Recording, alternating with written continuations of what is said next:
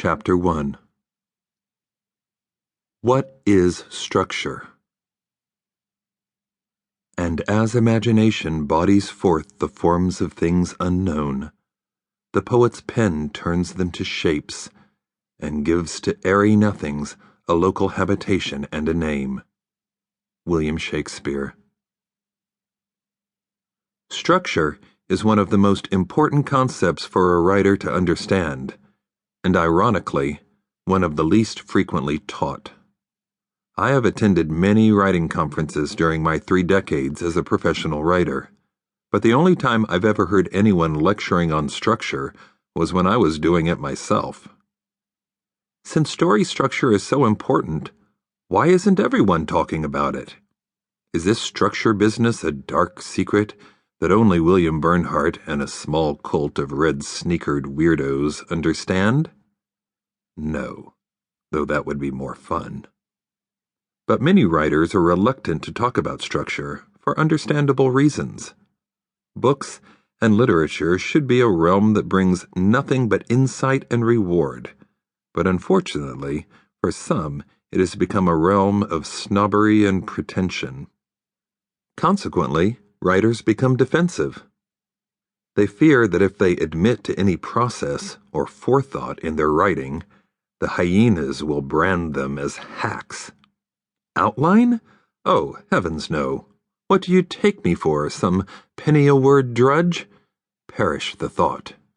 Artistes don't think about such mundane matters as structure and outlines. Or do they? You might well be confused. At one time or another, you've probably heard an author interviewed on television, or perhaps at a book festival. Do you recall any discussion of all the time they spend on structure? Or outlining? Or did you hear something like, "Oh dear me, no.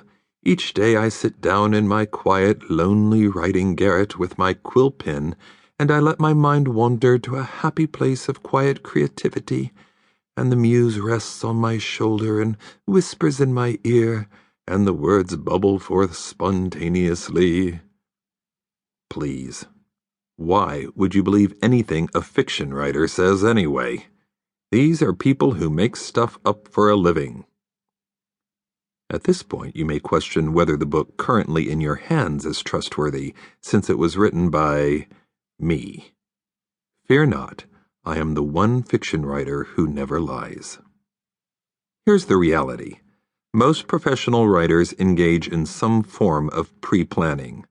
They may or may not call it outlining, but for all intents and purposes, that's what it is. It may not involve the use of Roman numerals or indented subheadings, but that's still what it is. Author interviews can sometimes be fascinating for the insight they give into the origins of books or a writer's personality, but they are not reliable places to learn about the writing process. And that's unfortunate, because I don't think a writer can succeed without at least an intuitive understanding of the structure of stories. You might well wonder why the concept of writing from inspiration sounds so romantic and literary. Writing from inspiration usually translates to writing the first thing that pops into your head. While that might be more fun, it is less likely to lead to optimal results. I always tell my students to discard the first thing that pops into their heads. There's a reason why it came to you so quickly. It's not original. You've read it before, heard it before, or God forbid seen it on television. It's old hat, cliché. Throw it out and come up with something better. Which leads to another good reason to outline. To give yourself a chance to consider the big picture, rather than making it up as you go along. Bottom line, you need to get structure. Happily, you've come to the right place. Here in the Red Sneaker universe, we strip away the pretense and abstractions that do more to complicate writing than to illuminate it. In the Red Sneaker school, we provide down-to-earth advice designed to improve the quality of your work. That will not make your work formulaic or crush your creative spirit.